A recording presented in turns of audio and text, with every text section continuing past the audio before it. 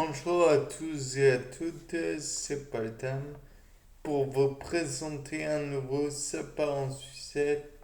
Et aujourd'hui, je me suis dit que la sclérose en plaques est une maladie sûrement facile à résoudre, mais qui cause quand même pas mal de problèmes.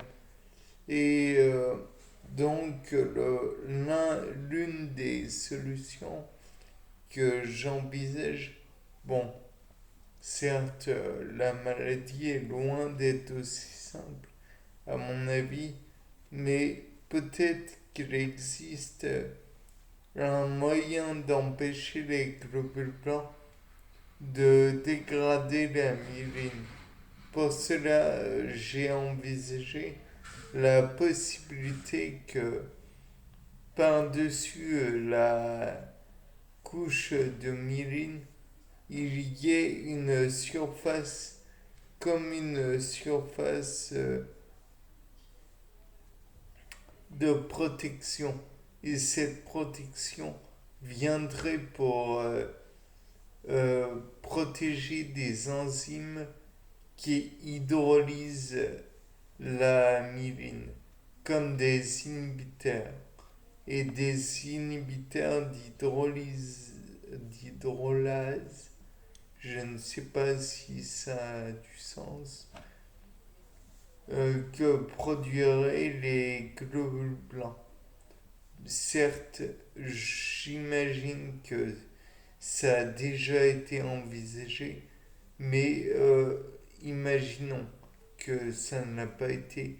Il faudrait que la myéline donc est une, une lipoprotéine, je crois. Je ne suis plus très sûr et de toute façon, je n'en connais pas la formule exacte. Donc, j'imagine que si c'est une lipoprotéine, elle a une partie acide gras et donc carboxylate probablement,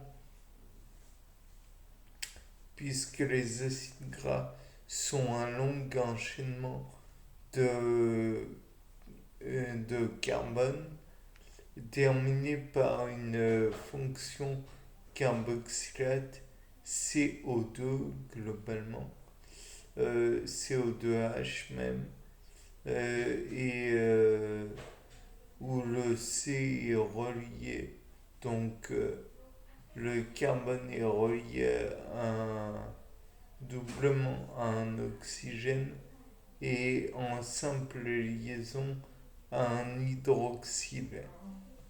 Et donc de là, on peut imaginer que naturellement, de l'autre côté de la chaîne carbonée, on pourrait trouver une protéine.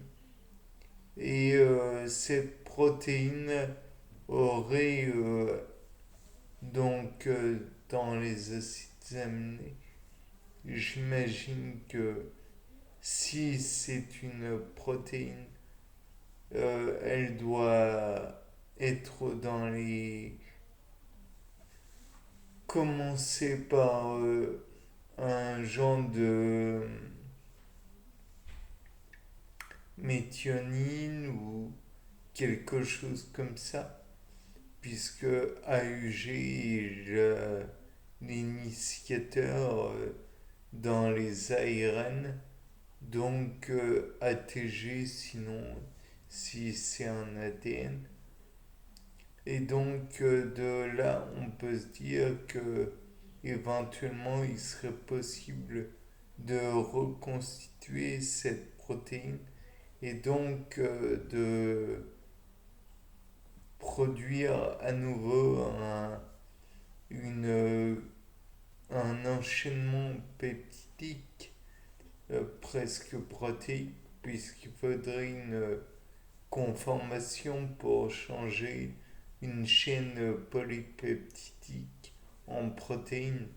Mais les enchaînements de protéines pourrait être produit par notre cher Saccharomyces cerevisiae ou par d'autres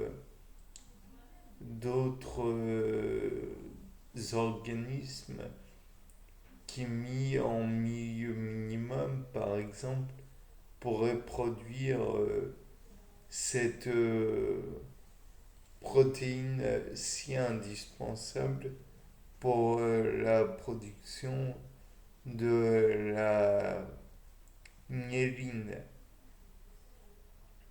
Certes, j'imagine que dire faire connaître à la